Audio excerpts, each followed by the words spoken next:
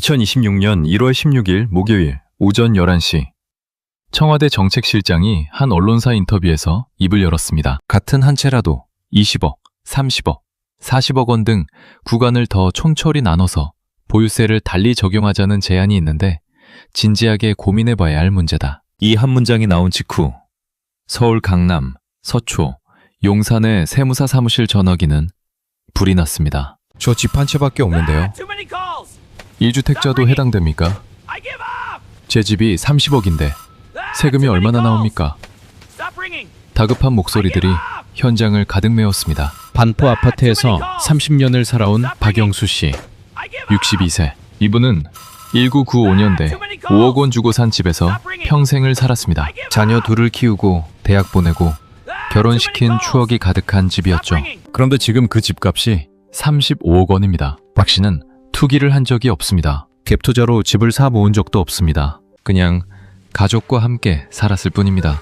그런데 말입니다. 정부는 박 씨를 투기꾼과 똑같이 취급하기 시작했습니다. 집이 한 채밖에 없다고요? 상관없습니다. 집값이 비싸면 세금 더 내셔야 합니다. 1주택자도 예외 없습니다. 이게 2026년 대한민국 정부가 1주택자 여러분에게 보내는 냉정한 통보입니다. 박 씨는 작년에 보유세로 1,800만 원을 냈습니다. 올해는 2,600만 원을 내야 합니다. 1년 만에 800만 원이 올랐습니다. 내년에는 3,000만 원이 넘을 수도 있습니다. 연금 200만 원으로 생활하는 은퇴자가 어떻게 한 달에 250만 원씩 세금을 냅니까? 그럼 팔면 되지 않느냐고요. 천만에요. 박 씨가 집을 팔면 양도소득세로 6억 원을 내야 합니다. 35억에 팔아서 세금 6억 빼고 중개수수료 빼고 나면 손에 쥐는 돈은 28억 정도입니다. 그런데 박 씨가 이사 가려는 옆 동네 아파트도 30억이 넘습니다. 결국 박 씨는 집을 팔면 더 안 좋은 곳으로 밀려나야 합니다. 강남에서 살다가 경기도로 쫓겨나는 겁니다. 가지고 있으면 세금 폭탄, 팔면 양도세 폭탄. 도대체 1주택자는 어떻게 하라는 겁니까? 여러분, 평생 성실하게 일해서 집 한 채 마련한 죄밖에 없는 사람들이 지금 국가로부터 배신당하고 있습니다. 나는 투기꾼이 아닌데, 나는 집 한 채밖에 없는데 왜 나까지 때리는 겁니까? 진짜 이유는 따로 있습니다. 정부가 보는 기준이 완전히 바뀌었거든요. 과거에는 집의 개수를 봤습니다. 지금은 집의 가격을 봅니다. 1주택자라도 고가주택이면 투기꾼과 동일하게 취급합니다. 이것이 2026년 대한민국 부동산 시장의 잔인한 신세계입니다. 지금부터 정부가 1주택자 여러분의 주머니를 어떻게 털어가는지 그 숨겨진 메커니즘을 낱낱이 파헤쳐 드리겠습니다. 특히 5월 9일과 7월 이 두 개의 데드라인이 여러분의 노후를 어떻게 송두리째 흔들어 놓을지 끝까지 집중해서 들어주십시오. 당신이 강남, 서초, 용산, 마포, 성동 어디든 서울 핵심지에 집 한 채라도 가지고 계시다면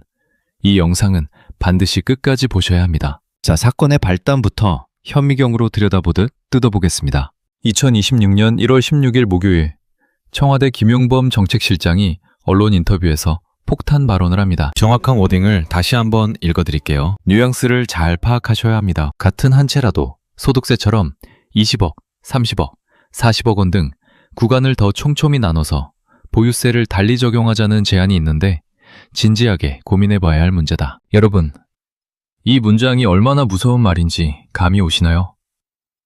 이걸 그냥 세금 좀 오르나 보다 하고 넘기시면 안 됩니다. 여기서 우리는 행간을 읽어야 합니다. 이해를 돕기 위해 아주 쉬운 비유를 하나 들어볼게요. 여러분이 동네 수영장을 다닙니다. 지금까지는 회원권 하나만 있으면 누구나 똑같은 회비 5만 원을 냈어요. 수영 잘하든 못하든, 자주 오든 가끔 오든 회원권 한 개라는 기준이 중요했으니까요. 이게 바로 기존의 주택수 기준 과세였습니다. 집이 한 채면 너 집 하나밖에 없네? 그럼 투기꾼 아니니까 세금 깎아줄게. 이게 기본 룰이었죠. 그런데 갑자기 수영장 관장이 룰을 바꿉니다. 야, 너 몸무게 얼마야? 80kg 넘네? 너는 10만 원이야. 너는 근육량이 많네. 20만 원이야. 회원권은 똑같이 한 장인데 내 몸의 상태, 즉 자산 가치에 따라 회비를 다르게 걷겠다는 겁니다. 이게 바로 정책실장이 말한 가액 기준 차등과세입니다. 마치 우리 연봉에 따라 소득세율이 다른 것과 똑같습니다. 지금까지 부동산 보유세는 다주택자라는 징벌적 대상에게만 높은 세율을 적용했는데 이제는 비싼 집에 사는 1주택자를 고소득자와 동일시하겠다는 선전포고인 겁니다. 여기서 많은 분들이 착각하십니다. 작가님, 저는 투기 목적으로 집 산 거 아니에요. 그냥 20년 전에 결혼해서 애들 키우려고 산 집 한 채가 전부라고요. 그때는 5억이었는데 그냥 세월이 지나서 30억이 된 걸 어떡합니까? 제가 집값 올렸나요?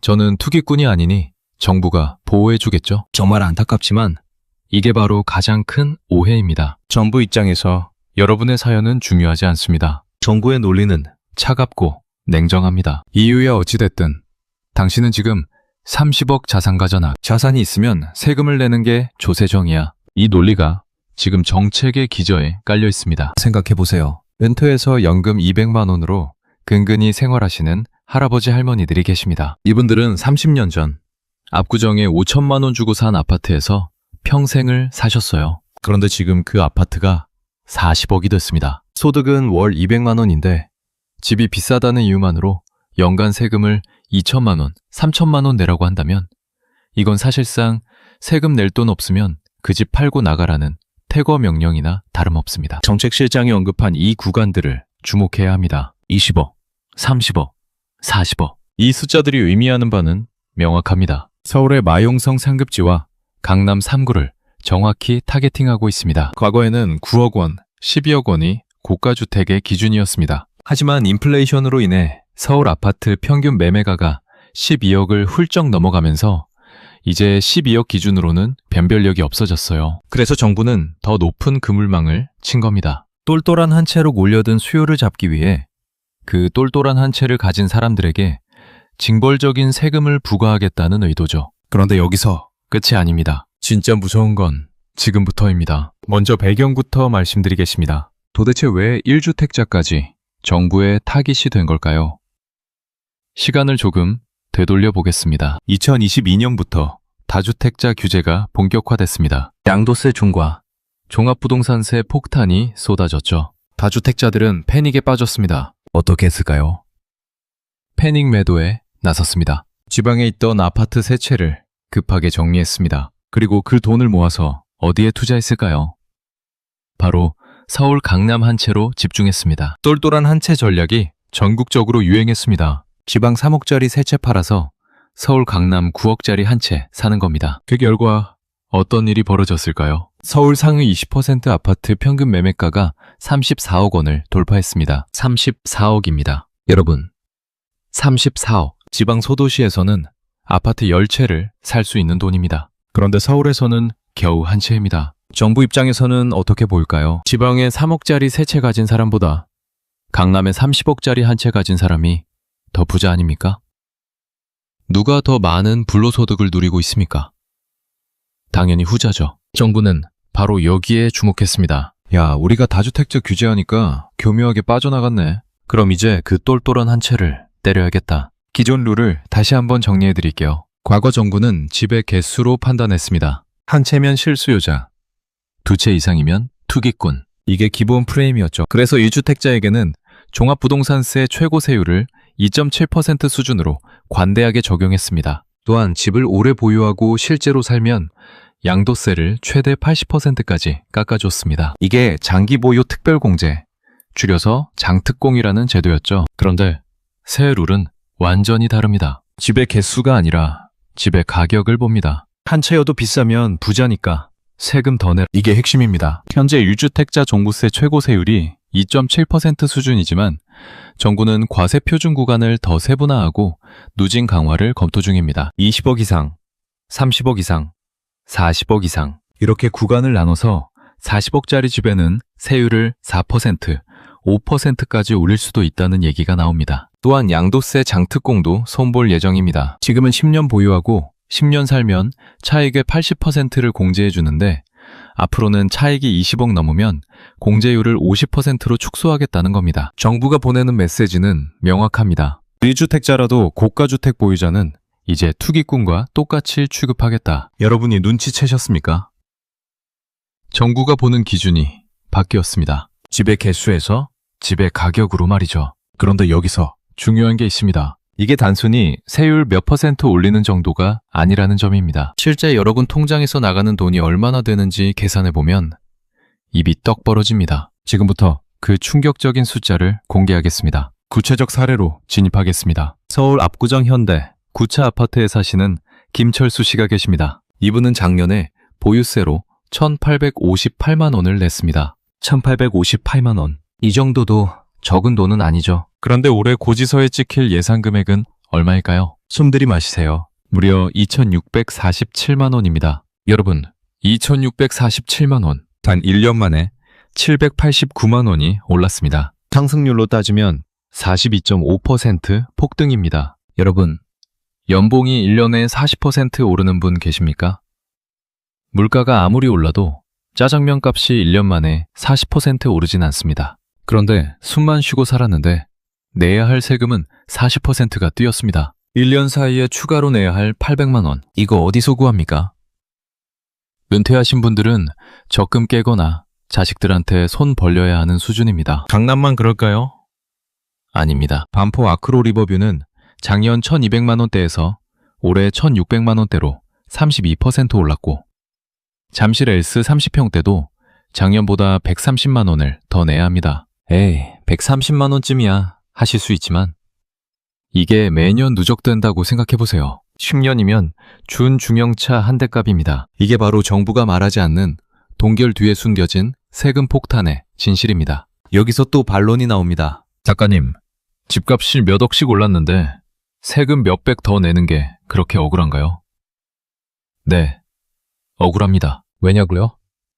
이건 미실현 이익이기 때문입니다. 내가 집을 팔아서 현금을 손에 쥐었으면 억울하지 않죠. 그런데 나는 그냥 깔고 앉아 살고 있을 뿐입니다. 사이버머니로 집값은 올랐지만 내 통장에 들어온 현금은 0원이에요. 그런데 세금은 현금으로 내야 합니다. 이게 바로 유동성 위기입니다. 집이라는 자산은 부자인데 현금이 말라버리는 흑자 부도 상황이 개인에게 닥치는 겁니다. 그럼 도대체 왜 이렇게 된 걸까요? 정부는 공시가격 현실화율을 69%로 동결했다고 발표했습니다. 동결이라잖아요. 그럼 세금 안 오르는 거 아닙니까? 아닙니다. 이게 바로 정부가 노리는 착시 효과입니다. 이걸 아주 기가 막힌 비유로 설명해 드릴게요. 여러분이 수영장에 갔다고 칩시다. 수영장에 깊이를 재는 자가 있어요. 정부가 말하는 현실화율 동결은 이자의 눈금을 건드리지 않겠다는 뜻입니다. 그런데 말이죠. 자는 그 배로인데 누군가 수영장에 물을 펑펑 쏟아부어서 물높이 자체가 올라가 버리면 어떻게 될까요? 당연히 수심은 깊어지겠죠. 지금 상황이 딱 이겁니다. 자, 눈금은 69%로 고정됐지만 2025년 한 해 동안 서울 아파트 값이 26%나 폭등하면서 물의 높이가 확 올라버린 겁니다. 결국 과세 기준이 되는 공시가격은 자동으로, 그것도 폭발적으로 오르게 설계되어 있습니다. 정부는 우리는 세율 안 올렸어 라고 변명하지만 결과적으로 여러분 주머니에서 나가는 돈은 늘어납니다. 이게 바로 보이지 않는 증세입니다. 그런데 보유세는 시작에 불과합니다. 진짜 무서운 건 팔대입니다. 지금부터 양도세 폭탄의 실체를 공개하겠습니다. 장기보유 특별공제, 줄여서 장특공이라는 제도가 있습니다. 이게 뭐냐면요.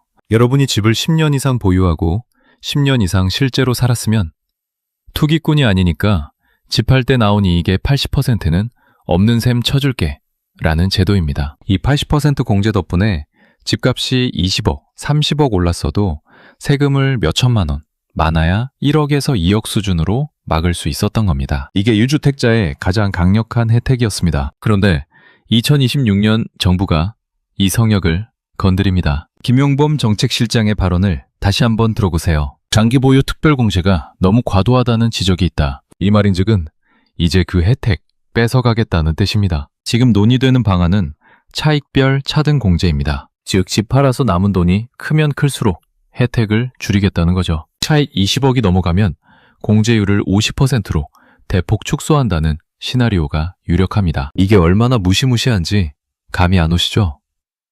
바로 반포 레미안 퍼스티지 사례로 시뮬레이션 돌려보겠습니다. 집중하세요. 2017년에 17억 주고 산 아파트를 10년 실거주 후 2027년에 55억에 판다고 가정합시다. 매매 차익은 38억 원입니다. 만약 현행 제도대로 80% 공제를 받으면 양도세는 약 2억 3천만 원입니다. 뭐 38억 벌었으니 2억 정도는 낼만 하죠. 하지만 제도가 바뀌어서 50%만 공제받는다면 양도세는 약 6억 6천만 원이 됩니다. 보이십니까? 2억 3천만 원이던 세금이 6억 6천만 원으로 3배가 뛰었습니다. 하루아침에 내 돈 4억 3천만 원이 증발하는 겁니다. 4억 3천만 원이면 지방 소도시 아파트 한 채 값이고 웬만한 직장인 10년치 연봉입니다. 이걸 세금으로 더 내라고요? 누군가는 박수를 칠지도 모릅니다. 38억 걸었으면 6억 내도 32억 남잖아. 배부른 소리 하지 마. 하지만 이건 갈아타기를 막아버리는 결과를 낳습니다. 내가 반포집을 팔고 비슷한 수준의 다른 동네로 이사를 가려 한다고 칩시다. 집한돈 55억에서 세금 6억 6천 떼고 복비 떼고 이사비 떼면 손에 쥐는 돈은 48억 정도입니다. 그런데 내가 이사 가고 싶은 옆 동네 아파트 값도 이미 55억이거든요. 결국 나는 집을 팔면 내 자산 규모를 줄여서 하급지로 밀려나야 합니다. 내 집 팔고 더 안 좋은 집으로 가야 하는데 누가 집을 팔겠습니까? 아무도 안 팝니다. 못 팝니다. 이걸 경제학 용어로 매물 잠김이라고 합니다. 여러분이 눈치채셨습니까?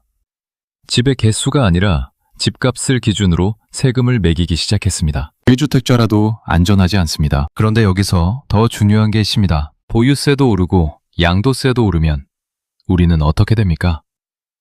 앞뒤가 꽉 막힌 도망에 든 쥐신세가 됩니다. 그런데 이게 끝이 아닙니다. 진짜 지옥은 5월 9일과 7월에 시작됩니다. 5월 9일. 이 날짜를 기억하십시오. 양도세 중과유예가 2022년에 시작됐습니다. 다주택자들한테 집 좀 팔아달라고 정부가 사정하면서 한시적으로 벌금 세금 안 때릴 테니 지금 팔아라 했던 겁니다. 그 혜택이 끝나는 날이 바로 5월 9일입니다. 5월 9일이 지나면 다주택자들은 다시 중과세를 맞습니다. 그래서 지금 뭐 하고 있을까요? 패닉 매도에 나서고 있습니다. 서울 강남권 매물이 눈에 띄게 늘고 있습니다. 송파구는 5.6%, 강남구는 4.8%나 매물이 증가했죠. 이게 무슨 뜻일까요? 부동산의 최전선에 있는 정보력이 가장 빠르고 돈 냄새를 가장 잘 맡는 강남 집주인들은 이미 판단을 끝냈다는 겁니다. 야, 이거 장난 아니다. 5월 9일. 전에 무조건 털어야 산다. 그래서 지금 급하게 아주 공격적으로 물건을 시장에 던지고 있는 겁니다. 스마트머니가 탈출하고 있는 거죠. 하지만 1주택자들은 방심하고 있습니다. 나는 집 한 채뿐이니까 괜찮아. 다주택자들 문제지. 나랑 무슨 상관이야. 천만에요. 세무사들이 경고하고 있습니다. 5월 9일 이후에 계약하면 새로 바뀐 세율이 적용될 수도 있다고요. 여기서 아주 중요한 함정이 있습니다. 5월 9일은 계약일 기준이 아니라 잔금일 기준입니다. 등기소에 소유권 이전 등기를 접수하거나 매수자가 매도자에게 마지막 잔금을 입금한 날이 5월 9일 이내여야 합니다. 그럼 역산을 해봅시다. 5월 9일에 잔금을 치르려면 늦어도 3월 말이나 4월 초에는 모든 계약 절차가 마무리되고 허가 신청이 들어가야 합니다. 왜냐고요? 서울의 주요 핵심지인 강남, 잠실, 목동, 여의도 등은 대부분 토지 거래 허가 구역으로 묶여 있습니다. 이 구역에서는 집을 사고 팔 때 구청장의 허가를 받아야 합니다. 허가 신청하고 승인 떨어지는 데만 빨라야 2주. 자료 보완 나오면 길면 한 달에서 한 달 반이 걸립니다. 그리고 매수자가 현금 30억을 들고 오는 게 아니잖아요. 대출을 받아야 한다면 은행 대출 심사 기간 또 2주에서 3주 까먹죠. 그럼 안전하게 가려면 2월 말, 늦어도 3월 초까지는 매매계약서에 도장을 찍어야 한다는 결론이 나옵니다. 오늘이 1월 28일입니다. 여러분에게 남은 물리적인 시간은 고작 한 달 남짓입니다. 다음 주 설 연휴 껴있죠? 설 연휴 빼고 주말 빼고 하면 실제로 집을 보여주고 가격 협상하고 할 시간은 3주도 채 안 남았습니다. 시간이 여러분의 편이 아닙니다. 모래시계의 모래가 미친 듯이 쏟아져 내리고 있는 상황입니다. 1주택자라도 타이밍 놓치면 끝입니다. 그런데 이게 끝이 아닙니다. 진짜 지옥은 7월에 시작됩니다. 지금부터 가장 중요한 이야기입니다. 매년 7월이면 대한민국 세법에 큰 그림이 그려집니다. 다음에 세금을 어떻게 거둘지 결정하는 세제 개편안이 발표되는 달이죠. 여기에 정치적인 스케줄을 대입해 볼까요? 6월 1일에 지방선거가 있습니다. 선거 전까지는 표를 의식해서라도 검토하겠다. 논의해보겠다.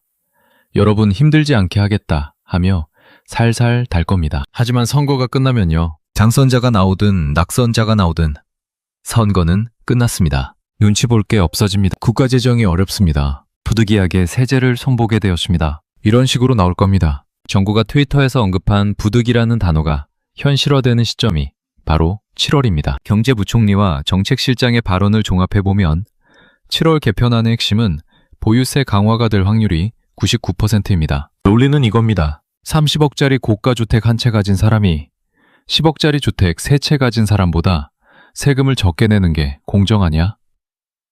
이 논리가 적용되면 어떤 일이 벌어질까요? 현재 우리나라 재산세 실효세율은 선진국에 비해 낮은 편입니다. 그런데 이걸 만약 1%까지 혹은 그 이상으로 끌어올린다면 여러분이 30억짜리 아파트에 살고 있다면 1년에 내야 할 보유세만 3천만 원이 될 수도 있다는 계산이 나옵니다. 매달 250만 원씩 월세를 부과해내는 셈이죠. 소득이 없는 은폐자들, 연금으로 생활하시는 어르신들이 감당할 수 있을까요? 불가능합니다. 결국 정부의 메시지는 명확하고 잔인합니다. 능력 없으면 강남 살지 말고 나가라. 세금 낼 돈 없으면 집 팔고 싼 데로 가라. 여기서 핵심 결론을 말씀드리겠습니다. 정부는 이제 집의 개수가 아니라 집의 가격을 보고 세금을 매기기 시작했습니다. 의주택자라도 고가주택이면 투기꾼과 똑같이 취급합니다. 이게 바로 2026년부터 시작된 새로운 룰입니다. 과거에는 집이 몇 채냐가 중요했습니다. 한 채면 선량한 시민, 2채 이상이면 투기꾼. 이제는 집값이 얼마냐가 중요합니다. 20억 이상이면 부자니까 세금 더 내라. 30억 이상이면 특권층이니까 징벌적 과세해라. 이게 새 룰입니다. 여러분이 아무리 성실하게 일해서 집 한 채 마련했어도 그 집값이 비싸면 국가는 여러분을 투기꾼으로 봅니다. 억울하죠?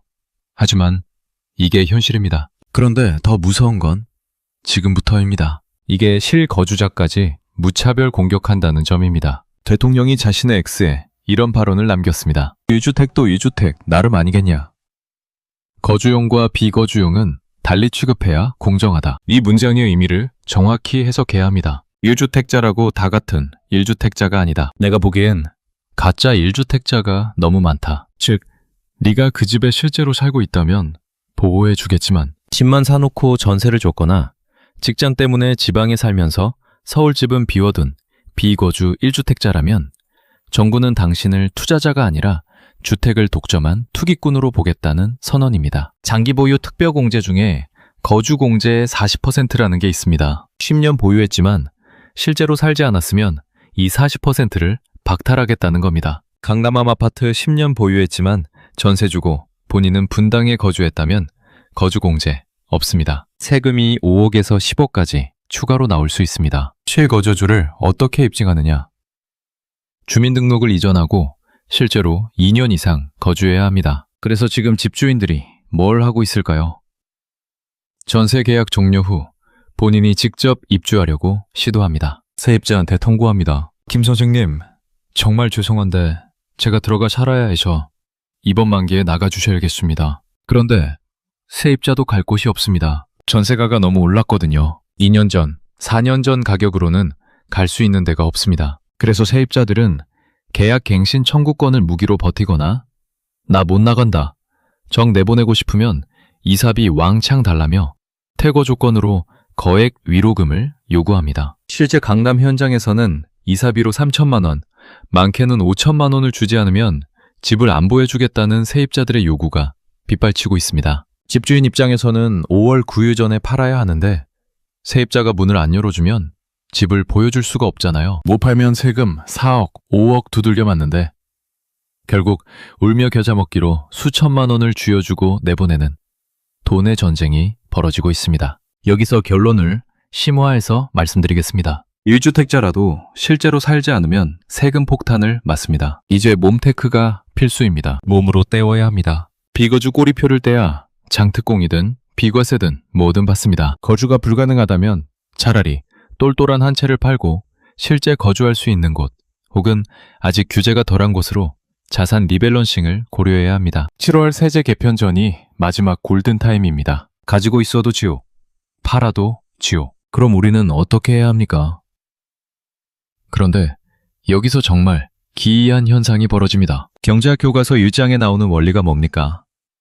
가격이 오르면 수요는 줄고 공급은 늘어난다. 그런데 지금 대한민국 부동산 시장은 이 기본 원칙을 비웃고 있습니다. 세금이라는 몽둥이로 집주인을 때리면 매물을 토해낼 줄 알았는데 오히려 매물을 더 꽉 움켜쥐고 금고 속에 넣어버렸습니다. 앞서 계산해드렸죠? 집을 팔면 양도세로 6억 원을 내야 합니다. 자, 여러분이 집주인이라면 어떻게 하시겠습니까? 1번, 애국자니까 6억 세금 내고 팔아서 집값 안정화에 기여한다. 2번, 미쳤냐?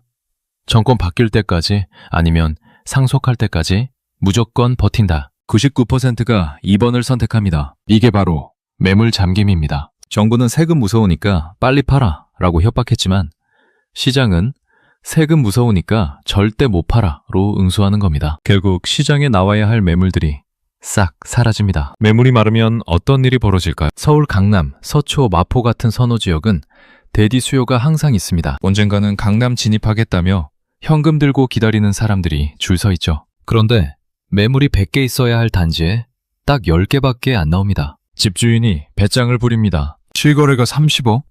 웃기지 마. 세금 내면 남는 거 없어. 35억 아니면 안 팔아. 매수자는 급합니다. 이거 놓치면 영영 못 들어간다. 결국 울며 겨자 먹기로 35억에 도장을 찍습니다. 거래량은 바닥인데 딱 한 건 거래될 때마다 가격이 5억씩 듭니다. 이게 바로 거래량 없는 상승장의 무서운 실체입니다. 실제로 2026년 1월 2주차 기준 서울 아파트는 49주 연속 상승 중입니다. 정부가 규제하겠다, 세금 올리겠다, 겁을 주는데도 거의 1년 내내 오르고 있다는 뜻입니다. 이건 투기꾼들이 올리는 게 아닙니다. 희소성이 올리는 겁니다. 이 상황을 아주 기막힌 비유로 설명해 드릴게요. 어느 날 정부가 주차난을 해결하겠답시고 이렇게 발표합니다. 앞으로 차 2대 이상 가진 사람한테는 세금 10배를 물리겠다. 그러면 사람들은 차를 팝니다. 그런데 어떤 차를 팔까요? 집에 있는 벤츠를 팔까요? 모닝을 팔까요? 당연히 세컨드카인 모닝을 팝니다. 그리고 벤츠 한 대는 죽어도 지킵니다. 이게 지난 몇 년간 벌어진 똘똘한 한 채 현상의 기원입니다. 그런데 2026년 정부가 또 말을 바꿉니다. 야, 너희들 벤츠 한 대만 남겼네. 근데 벤츠가 너무 비싸잖아. 벤츠 가진 사람도 세금 더 내. 이러면 사람들이 벤츠를 팔고 뚜거기가 될까요?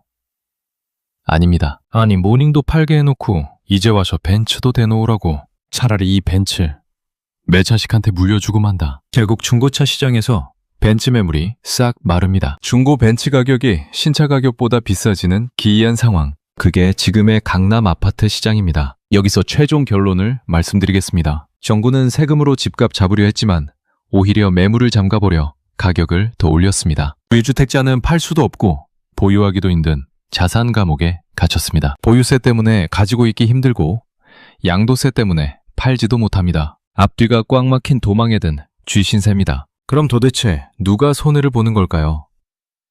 결국 피해는 엉뚱한 곳으로 튑니다. 지금부터 그 무서운 도미노 효과를 보여드리겠습니다. 집주인의 세금 부담이 증가하면 어떻게 될까요?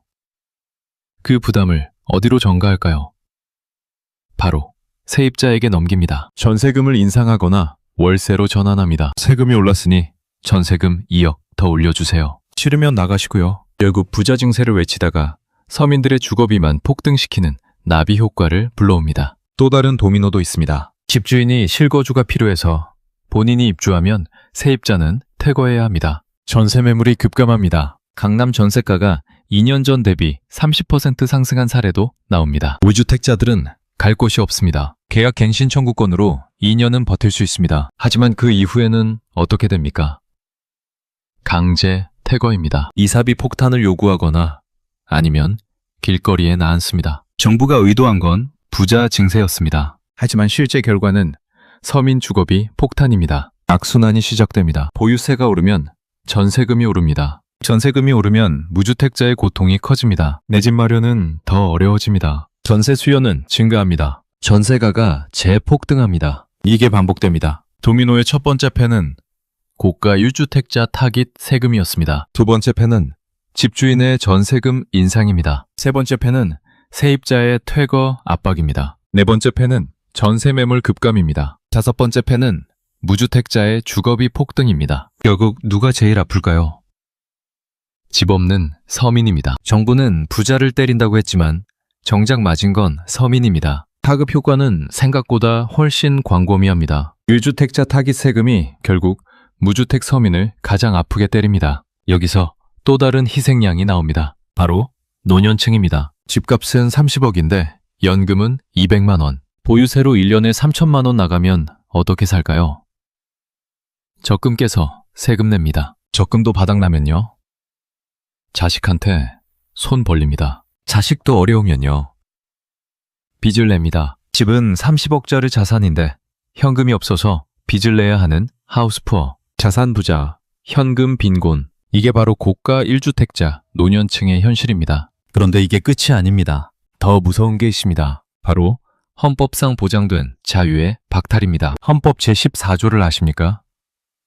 모든 국민은 거주 이전의 자유를 가진다. 대한민국 헌법이 보장한 기본권입니다. 하지만 지금 이 자유가 세금에 의해 박탈당하고 있습니다. 상황을 하나 그려보겠습니다. 집값이 50억입니다. 보유세로 1년에 4천만 원을 냅니다. 팔면 양도세로 6억 원을 냅니다. 실질 수익은 절반 이하로 줄어듭니다. 같은 동네로 이사를 갈 수가 없습니다. 강남 30평에 살다가 팔면 세금 빼고 나니까 강북이나 경기도로 밀려납니다. 사실상 세금 낼 돈 없으면 나가라는 퇴거 명령입니다. 법으로는 거주 이전의 자유를 보장한다고 하지만 세금으로는 그 자유를 빼앗아갑니다. 이게 모순 아닙니까? 새로운 개인 스토리를 하나 들려드리겠습니다. 목동 아파트에서 25년을 살아온 이정수 씨 부부.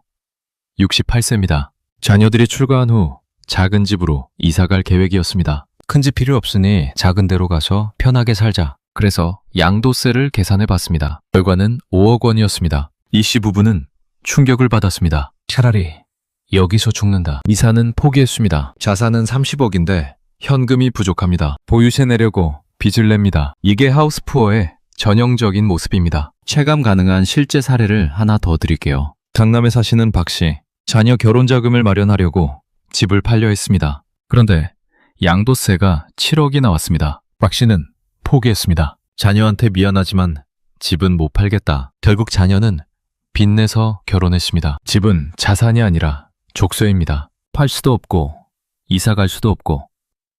그렇다고 계속 살기에는 보유세가 부담되는 자산의 감옥. 여러분은 지금 이 감옥에 갇혀 있습니다. 타급 요건은 개인을 넘어 사회 전체로 퍼집니다. 노년층의 자산 유동성 위기가 옵니다. 집은 있는데 돈이 없으니 소비를 못합니다. 소비가 위축되면 경기가 침체됩니다. 가영업자들이 타격을 받습니다. 일자리가 줄어듭니다. 결국 1주택자 타깃 세금이 개인의 노후를 파괴하고 사회 전체의 경기를 얼리는 악순환을 만듭니다. 정부는 세금 거두려다가 경제를 죽입니다. 이게 지금 우리 앞에 펼쳐진 잔인한 현실입니다. 자, 그렇다면 우리는 어떻게 해야 할까요?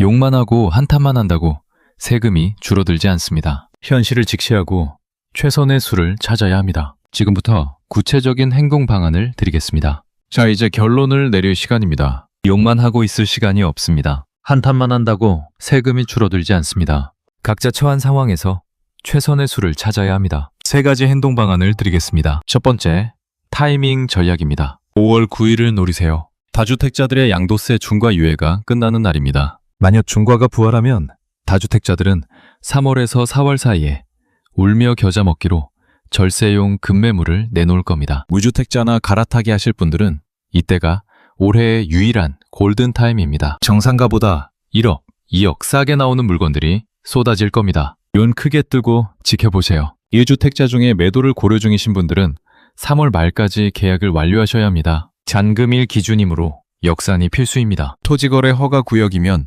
허가 기간 2주에서 한 달 반, 대출 심사 기간 2주에서 3주. 이걸 다 감안하면 3월 말이 데드라인입니다. 지금 당장 움직이셔야 합니다. 두 번째, 실거주 전략입니다. 몸패크를 실행하세요. 비거주 1주택자이신 분들은 무조건 2년 실거주로 거주공제를 확보하셔야 합니다. 전세를 준 집이 있으면 계약 종료 후 본인이 직접 입주하거나 아니면 매도를 결정하세요. 주민등록을 이전하고 공과금 납부 증빙을 남기세요. 세무서는 실거주를 철저히 검증합니다. 주민등록만 옮겨놓고 실제로는 안 사는 거 다 걸립니다. 전기요금, 수도요금, 가스요금 사용 내역을 봅니다. 이게 없으면 가짜 실거주로 걸러줍니다. 몸이 좀 힘들어도 들어가서 사셔야 합니다. 예명, 몸테크를 하셔야 합니다. 비거주 꼬리표를 떼야 장특공이든 비과세든 뭐든 받습니다. 거주가 불가능하다면 차라리 똘똘한 한 채를 팔고 실제 거주할 수 있는 곳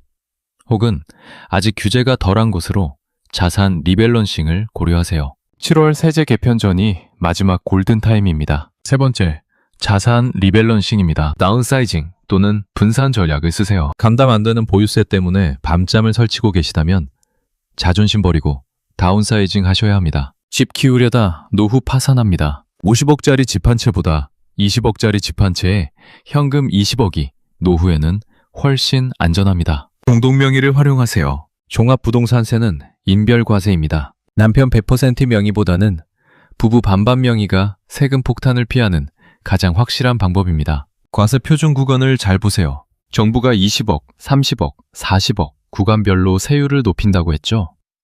그렇다면 가장 효율적인 투자는 세율이 급격히 뛰기 직전 구간에 있는 최상급지 매물입니다. 3월에 공시가격 발표가 나옵니다. 발표 즉시 보유세를 계산해 보세요. 올해 매 보유세가 감당 가능한 수준인가 따져보시고 감당이 안 된다면 즉시 매도나 다운사이징을 결정하셔야 합니다. 6월 지방선거 전까지 정치권의 움직임을 주시하세요. 선거철이 되면 세금 깎아준다는 공약이 쏟아질 겁니다. 섣부르게 팔기보다 5월 말까지 버티는 게 승리하는 전략일 수도 있습니다. 하지만 선거 이후 7월 세제 개편에서는 진짜 칼이 나올 겁니다. 마지막 추가 조언을 드리겠습니다. 세무사 상담을 받으세요. 개별 상황에 맞는 맞춤 전략이 필요합니다. 일괄적인 답은 없습니다. 여러분의 집값, 보유 기간, 거주 여부, 가족 상황에 따라 최적의 전략이 다 다릅니다. 전문가와 상담해서 정확한 세금을 계산하고 최선의 선택을 하세요. 시간이 없습니다. 지금 당장 움직이셔야 합니다. 오늘 우리는 2026년 1월 16일 청와대 정책실장의 폭탄 발언에서 시작해 1주택자를 향한 세금 공격의 전모를 낱낱이 파헤쳤습니다. 긴 여정을 함께 달려왔습니다. 마지막으로 핵심만 세 줄로 요약하겠습니다. 첫째, 정부는 집의 개수가 아니라 집의 가격을 보고 세금을 매깁니다. 둘째, 1주택자라도 고가주택이나 비거주면 투기꾼 취급받는 시대가 왔습니다. 셋째, 5월 9일 양도세와 7월 보유세 개편이 생존의 분기점입니다. 당신은 어떤 선택을 하시겠습니까? 정부는 판을 깔고 룰을 바꿨습니다. 억울합니다. 정말 억울합니다. 평생 성실하게 일해서 집 한 채 마련한 죄밖에 없는데 국가가 투기꾼 취급을 합니다. 하지만 억울하다고 현실을 바뀌지는 않습니다. 세금은 변수지만 여러분의 인생은 상수입니다. 정부를 욕하고 정책을 비난한다고 해서 내 고지서의 숫자가 줄어들지는 않습니다. 진짜 현명한 사람은 비를 탓하며 우산이 없다고 우는 사람이 아니라 비가 올 것을 미리 알고 튼튼한 우산을 준비하는 사람입니다. 오늘 제가 드린 이 지식의 우산이 2026년 쏟아질 세금 폭풍 속에서 여러분의 소중한 가정과 자산을 지켜주는 방패가 되기를 진심으로 바랍니다. 집은 사는 것이 아니라 사는 곳이다. 이 말이 다시금 통하는 세상이 오길 바라지만 그때까지 우리는 살아남아야 합니다. 선택은 지금입니다. 5월 9일과 7월 두 개의 데드라인이 다가오고 있습니다. 시간은 여러분 편이 아닙니다. 모래시계의 모래가 쏟아져 내리고 있습니다. 지금 당장 계산기를 두드리고 세무사와 상담하고 가족과 의논하십시오. 가만히 앉아서 정부가 자비를 베풀기를 기다리지 마세요. 자비는 없습니다. 오직 룰만 있을 뿐입니다. 그 룰 안에서 최선의 수를 찾는 게 여러분이 할 일입니다. 다음 영상에서는 오늘 살짝 언급하고 넘어갔던 자녀에게 세금 없이 집 물려주는 합법적 증여 트릭 탑3에 대해 아주 깊이 있게 다뤄보겠습니다. 이 영상 놓치시면 나중에 상속세로 몇 억 더 내실 수도 있습니다. 지금 바로 구독과 좋아요 그리고 알림 설정까지 눌러두세요. 가장 빠르고 정확한 부동산 인사이트로 다시 찾아오겠습니다. 감사합니다. 여러분은 어떻게 생각하시나요? 댓글로 여러분의 의견을 자유롭게 남겨주세요. 구독과 좋아요는 더 나은 콘텐츠를 만드는 데 큰 도움이 됩니다. 알림 설정까지 해두시면 새로운 영상을 가장 먼저 만나보실 수 있습니다. 다음 영상에서 또 만나겠습니다.